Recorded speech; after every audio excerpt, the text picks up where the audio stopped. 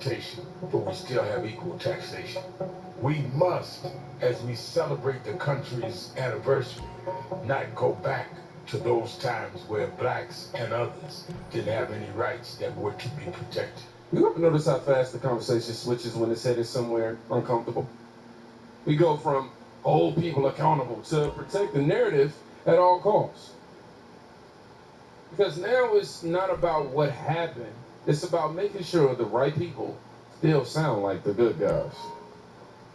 But here's the problem. Well, I'll say Al Sharpton's been doing this long enough to know exactly how to steer that ship. But here's the problem. Not everybody's playing along anymore. Some people are starting to call it out directly. Not vague, not subtle. Straight to his face, and actually calling for a debate. Hi, Leo 2.0 here, big time Trump supporter. Can someone do me a favor?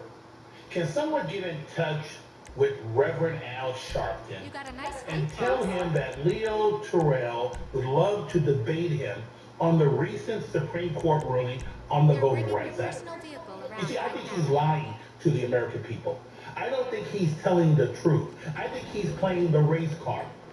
So how about a debate between Leo Terrell, 35 years as a civil rights attorney, I know the law, versus shakedown Reverend Al Sharpton, who has played the race card and is more upset that he can no longer play the race card. So I'm willing to debate him. We'll have an independent moderator and we'll go back and forth, set amount of time for each one to respond to the call of the question. Let's do it. Because I think your days are numbered. I think people like you, Jim Kleinberg, Hakeem Jeffries are dinosaurs who prey on black Americans, trying to intimidate and scare them, claiming that racism still exists in the same manner it existed 65 years ago. This is 2026, Al Sharpton. It is not 1955, Al Sharpton. Accept my challenge to debate me, unless you're afraid. Unless you know you don't want to be exposed as a phony, as a fraud. I'll be waiting. I'm not going anywhere. I challenge you to a debate. 1 hour. God bless America. Wow. God bless President Trump. Because it's one thing to speak into a studio, it's one in a studio, right? It's another thing when somebody says, cool, let's sit down, let's go line for line. Law for law. Notice how the invitation never really gets accepted. I don't think it would. Now you see why I had to play the first couple of clips again. Because when the conversation can't be controlled, the messaging usually just don't hit the same. And that's when people start asking that bigger question. How long has this thing been running on autopilot? Now we're going to take another flashback clip right here, y'all. These Democrats, and I'm sorry to say this, I'm not trying to be racist, but they hate black people. These are the same people who brought slavery in. These are the same people who built the KKK. These are the same people who hated us from the beginning. The Republican Party is the party of the blacks. Black free, the Republican Party is the only party that the black people actually assisted and signed with. But all of that history has been torn away. People say, oh, there was a big switch. There was never a big switch.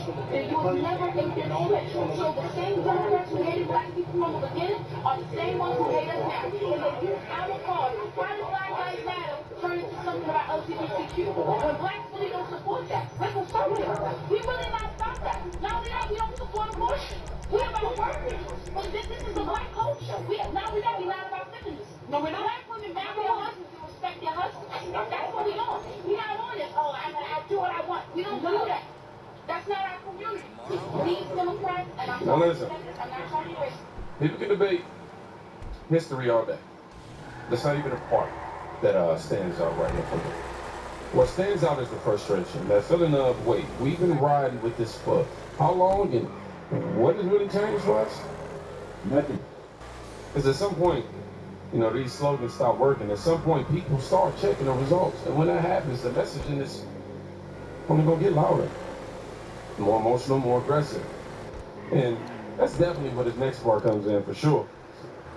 Because now it's not just about what's being said, It's about what's being encouraged. I'm so upset because I had to disrupt the House proceedings yet again because they were just trying to push through a legally drawn map. No. No, you said I had to disrupt the proceedings because what they were trying to do was take away the black power, right? That doesn't empower black folks, it just empowers black politicians. Just believe it. These are the women y'all got to choose from. These are the women, those are the ones that get highlighted and celebrated within the Democrat Party and within the community. That type of behavior is labeled as bold and brave and trendsetting and empowering. The other day I saw a Sherry Shepherd show. She had Jasmine Crockett on there actually bragging on her atrocious behavior and the way she conducted herself in Congress. This is the reason why Democrats put women out on the forefront, black women out on the forefront like this, is because this is who they want you to be. Because if they can make you like this, then they know there's no chance in hell that we'll be able to restore the family. Because our own men look at that behavior and they're like, nope, she a whole headache. She would embarrass this whole family. I wouldn't be able to defend that. It's unladylike. It's classless. It's ghetto. It's ridiculous. So if they can get all of us act like her, it serves more than one purpose. One, they think that it gets them the attention that they need, the improper attention in terms of calling it racism, and it's not racism. But then this has social and cultural implications for the black community because these are the women that they elevate, and they are subconsciously telling you that these are the women, this is how we want you to act. And then our men are like, if this is how they want y'all to act, this explains why we don't want to deal with y'all. Because we don't want to build families with women who act like that. I don't want our children thinking that this is what womanhood. This is supposed to be the example of womanhood that we're supposed to follow. Yeah, that's a different kind of point right there. Not who's right, not who's wrong, but the kind of behavior. But what kind of behavior gets rewarded, rather? Because if the loudest, most chaotic reaction is what gets attention, that's what people are going to keep doing. You don't have to agree with what she's saying to see what she's pointing at. And if you think she's reaching, let me show you exactly what she's talking about in real time. Y'all remember this?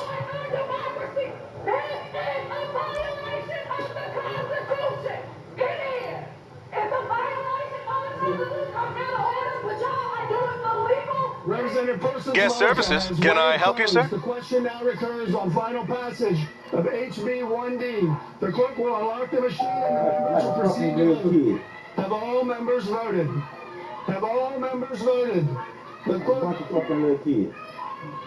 will lock the machine and announce the vote. 83 yeas, 28 nays, Mr. Speaker. Show the bill passes. Read the next bill. None on the desk, Mr. Speaker.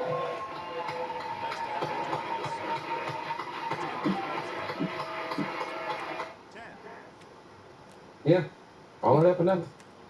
There it is. Not a think piece, not a breakdown, just raw, unfiltered, right in the middle of what all this builds into. You start with silence, then deflection, then frustration, and you end with a bullhorn in a room full of lawmakers. And somehow people are still acting like everything's normal.